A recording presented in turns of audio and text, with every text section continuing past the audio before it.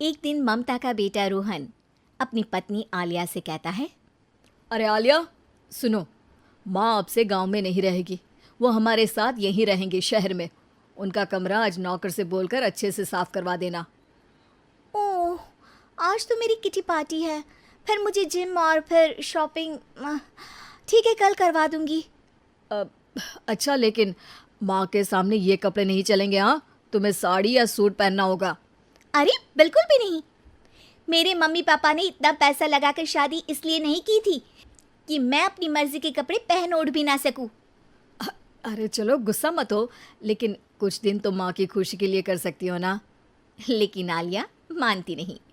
माँ आती है सिंपल सी साड़ी, झोला और चप्पल पहनकर। अरे रोहन, मैं इनके साथ कैसे रहूंगी? मेरी फ्रेंड्स क्या कहेंगी? ये तो पूरी गंवार लग रही है। आलिया, माँ गांव में रहती थी इसलिए ऐसी हैं। तुम आज ही माँ के साथ जाकर उनकी पसंद की शॉपिंग करवा देना। इनके साथ घर के अंदर रहना मुश्किल है, बाहर तो मैं कभी भी ना जाऊं। रोहन को आलिया पर गुस्सा आ जाता है। माँ, ओ माँ। हाँ बेटा।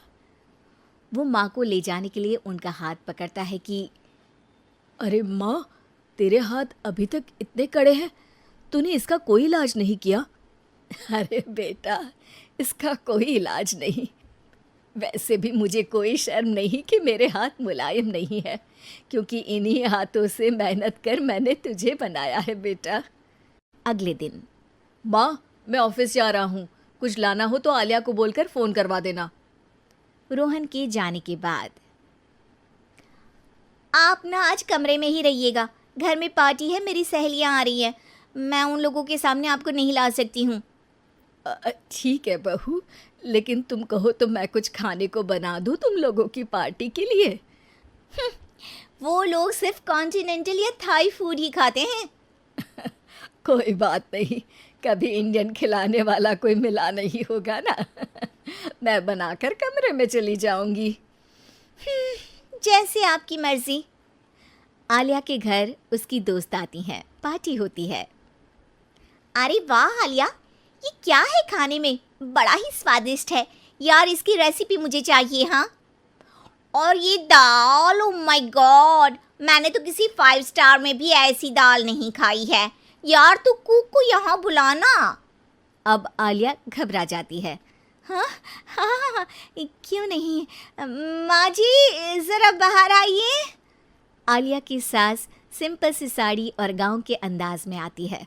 अरे बहू, क्या हुआ? खाना पसंद नहीं आया क्या? बहू? अरे ये गांव से दिखने वाली औरत तुम्हें बहू क्यों बोल रही है? कौन है ये? वो हमारी नई नौकरानी है।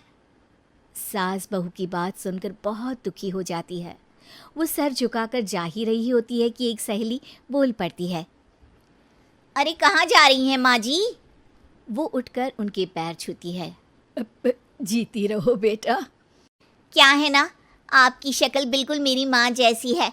पता है आलिया, मैं शहर पढ़ने आई और फिर शहरी हो गई, लेकिन मेरे माँ पापा तो आज भी गांव में रहते हैं, बिल्कुल इनके जैसे ही हैं। आप यहाँ बैठिए ना आंटी, आप सच में बड़ी खूबसूरत है और आपके हाथ का खाना तो लाजवाब है। काश ये मेरी सास होती। सभी सहेलियां सास को घेर कर बैठ जाती हैं और उनसे खाने की रेसिपी पूछ रही होती है कि तभी घर की बेल बजती है और रोहन आता है। अरे क्या बात है, आज आप लोग हमारे घर में? और ये लोग तो मुझे आलिया से ज़्यादा माँ की सहेलियाँ लग रही हैं। क्या ये आपकी माँ है? लेकिन आलिया ने तो कहा कि ये उनकी नौकरानी है और इन्होंने भी नहीं बताया। वो नहीं बताएंगी, क्योंकि उनके लिए बच्चों की इज्जत और उनकी खुशी सबसे पहले है। मुझे माफ कर दो, मुझे इन्हें तुम लोगों से मिलवाने में शर्म आ रही थी कि तुम लोग क्या कहती। अरे अब तो हमें शर्म आ रही है कि तुम हम लोगों की सहेली हो। हाँ, जो माँ जैसी सास को नौकरानी बोले वो हमारी सहेली नहीं हो सकती। ये बोलकर सभी वहां से जाने लगती है कि सास बोलती है। आलिया की तरफ से मैं तुम लोगों से माफ़ी मांगती हूँ। उसने जो कहा उसके लिए मैं उसे माफ़ करती हूँ। अब तुम लोग भी उसे माफ़ कर दो, क्योंकि अगर तुम लोगों ने उससे दोस्ती तोड़ी तो फिर मेरे हाथ का खाना कैसे खाओगी? अरे वाह भाभी, क्या खाना बना है। अब तो घर में ही होटल वाला स्वाद रोज मिला करेगा। अरे लकी, तुम अभी जानते नहीं हो मुझे। तुम बस डिश का नाम बोलो, मैं तुम्हें इसी किचन में बना कर खिलाऊंगी। चढ़ा रहा है तुम्हें ये, और तुम भी ना। गीत रॉकी के छोटे भाई को दोस्त की तरह मानती। वो रॉकी के साथ उसकी भी जरूरतों का ध्यान रखती। लकी, ये रहे तुम्हारे कपड़े, धोकर प्रेस करवा दिया है, अलमारी में सजा लो। अरे रख दो ना भाभी अलमारी में भी। हाँ हाँ, सब भाभी करेगी तो तू क्या करेगा? रहने दीजिए ना माँ जी, शादी हो जाएगी तो खुद ही सुधर जाएगा। अरे रहने दो यार, तुम दोनों मेरे कपड़े यहीं पे रख दो। एक कपड़े अलमारी में रखने को क्या बोल दिया, शुरू हो गई। एक दिन, रॉकी सुनिए ना, कल जल्दी आ जाना, मुझे मायके जाना है, या सुबह छोड़ दीजिए और शाम को लेकर आ जाना।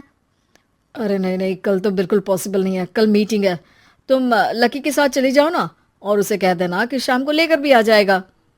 लकी भाभी को लेकर मायके जाता है, शाम को लेकर भी आता है। आते वक्त, लकी, तुम्हारे लिए मैंने एक लड़की देखी है, बहुत सुंदर है। अच्छा, क्या बात है भाभी, मुझे भी दिखा दो, और उससे भी पूछ लो कि मुझसे शादी करेगी ना। इतनी सुंदर होगी तो मुझसे क्यों शादी करेगी भाभी? अरे वाह, क्या बुराई है तुम में, इतने अच्छे हो दिखने में। हाँ, बस अपनी भैया से थोड़ा कम हो। हाँ भाभी, आपको तो भैया से अच्छा कोई लगता ही नहीं है। लकी, तुम्हारे भैया हैं ही लाखों में एक। रात में दोनों घर आते हैं, लेकिन थोड़ी ही देर में उनके घर रॉकी की मौत की खबर आती है। हे भगवान, ये क्या हो गया? मेरा बेटा मुझे वापस कर दो। सब मिलकर माँ और गीत को संभालते हैं। एक दिन, गीत बेटा, अब तो रॉकी रहा नहीं, तू देख ले अगर मायके जाना हो तो। गीत कुछ नहीं बोलती और कमरे में चली जाती है। एक दिन बुआ सास उन लोगों के घर आती है। अरे भाभी, किसकी नजर लग गई आप लोगों के घर में? मुझे तो लगता है कि इस लड़की के ही पैर ठीक नहीं है, तभी तो आते ही हमारे घर का चिराग खा गई। बुआ सास की बात सुनकर गीत को रोना आ जाता है। वो अपने कमरे में जाकर जोर जोर से रोने लगती है। लकी को ये सब देखकर अच्छा नहीं लगता। बुआ क्या बोल रही हैं? किसी का जीना मरना ऊपर वाले के हाथ होता है, ना कि किसी के पैर पर। अरे देख लो भाभी, छोटा भी हाथ से निकल रहा है। ऐसा ना हो कि ये लड़की सबको आपके खिलाफ कर दे। तभी वहां गीत चाय लेकर आती है। लीजिए बुआ जी, चाय पी लीजिए। बुआ तो घर से चली जाती है, लेकिन सास के मन में गीत को लेकर नेगेटिव विचार भर जाते हैं। अब देख गीता, बहुत हुआ, यहाँ रहकर भी कुछ नहीं होगा। अच्छा होगा कि अपने मम्मी पापा को बोल के तुझे यहाँ से लेकर जाए। और गीत अपने मायके चली जाती है, जहां आस पड़ोस के लोग कहते हैं, अरे रे, बेचारी की शादी के 2 साल ही हुए थे, लेकिन पति नहीं रहा। सास ने भी घर से निकाल दिया। देखो भाई भाभी कब तक साथ रखते हैं। और शादी करा देनी चाहिए इसकी, तो उम्र ही क्या है इसकी। हाँ, लेकिन करेगा कौन? एक तो शादीशुदा, ऊपर से कलंक पति की मौत का। तभी वहां लकी आ जाता है और वो पड़ोसियों की बात सुन लेता है। लकी, तुम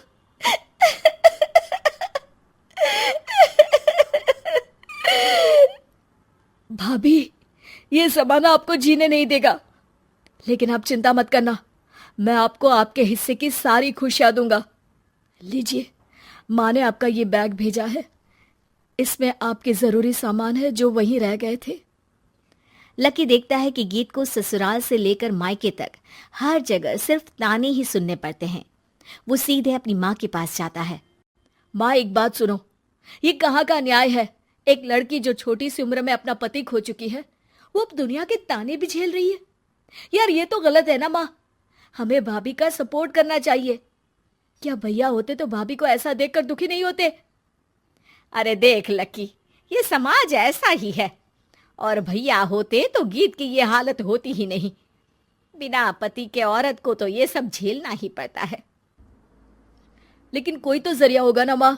भाभी भी हमारे परिवार का हिस्सा है, हम कुछ तो कर सकते हैं ना उनके लिए। हिस्सा है नहीं, हिस्सा थी। और अब तू ज्यादा ना भाभी भाभी करना बंद कर दे, समझा। कुछ दिन ऐसे ही बीतते हैं और एक दिन लकी देखता है कि गीत उसके ही कॉलेज में पढ़ने आई है। अरे भाभी, आप यहाँ कॉलेज में कैसे? लकी, मैंने पढ़ने का निर्णय लिया है। शादी के कारण मेरी पढ़ाई को बीच में ही रोक दिया गया था, पर अब जब कुछ नहीं बचा तो मैंने सोचा पढ़ाई में ही मन लगाऊं। अरे आपने बिल्कुल सही सोचा भाभी। किसी भी तरह की कोई भी ज़रूरत हो तो प्लीज़ बिना किसी हिचक के बताना, मैं हूँ आपकी मदद के लिए। लेकिन कहते हैं ना, गीत की जिंदगी में सब कुछ बहुत दिनों के लिए ठीक नहीं रहा। और एक दिन क्लास में, अरे ये विधवा है, इसकी तो शादी हो चुकी है। क्या बात कर रहे हो? हमारे साथ तो बैठकर ऐसे पढ़ाई करती है जैसे बच्ची हो। अरे बच्ची नहीं, बहुत शातिर है ये। किसी को नहीं बताया कि ये शादीशुदा है, वरना हम इसे आंटी आंटी कहकर पुकारते ना। अरे अब तो पता चल गया ना, आंटी जी। Aunty aunty. फिर क्या, सभी गीत को आंटी बोलकर चिढ़ाने लगते हैं। गीत को रोना आ जाता है और वो क्लास के बाहर जाकर रोने लगती है। सामने से लकी आ जाता है। अरे क्या हुआ भाभी, आप रो क्यों रही हैं? तभी पीछे से एक लड़की आ जाती है। हे हैंडसम, इस औरत से ना दूर रहना, इसके प्यार में मत पड़ जाना, क्योंकि ये शादीशुदा है। हमारे साथ झूठ बोलकर हम जैसे ही रह रही थी। हाँ तो क्या गलत है? सही उम्र में तुम्हारे माता पिता तुम्हारी पढ़ाई छुड़वा देते तो आज तुम भी शादीशुदा ही होती ना। और इनका पति नहीं रहा, उसमें इनका क्या कसूर? अरे कोई अपने जीवन को नई शुरुआत दे रहा है तो तुम लोगों को क्यों मिर्ची लग रही है? अरे तुझे बड़ी दया आ रही है, कर लेना तू शादी। लकी तब तो कुछ नहीं बोलता, लेकिन ये बात उसके मन में घर कर जाती है। और फिर एक दिन, माँ, मैं गीत से शादी करना चाहता हूँ। अरे क्या बक रहा है बेटा, तेरा भाई तो खा गई वो, अब मैं अपना दूसरा लड़का नहीं खो सकती। नहीं माँ, मैं गीत को यूं परेशान नहीं देख सकता। उसका कॉलेज में भी लोगों ने जीना मुहाल कर रखा है। मैं उनसे शादी कर उन्हें फिर से इस घर की बहू बनाऊंगा। तुम मानती हो तो ठीक है, नहीं तो मैं घर छोड़कर चला जाऊंगा। अरे मुझे मंजूर है बेटा। लकी माँ के साथ गीत के घर जाता है और उसका हाथ मांगता है। घर वाले मान जाते हैं। थोड़े से इनकार के बाद गीत भी लकी से शादी करने को मान जाती है।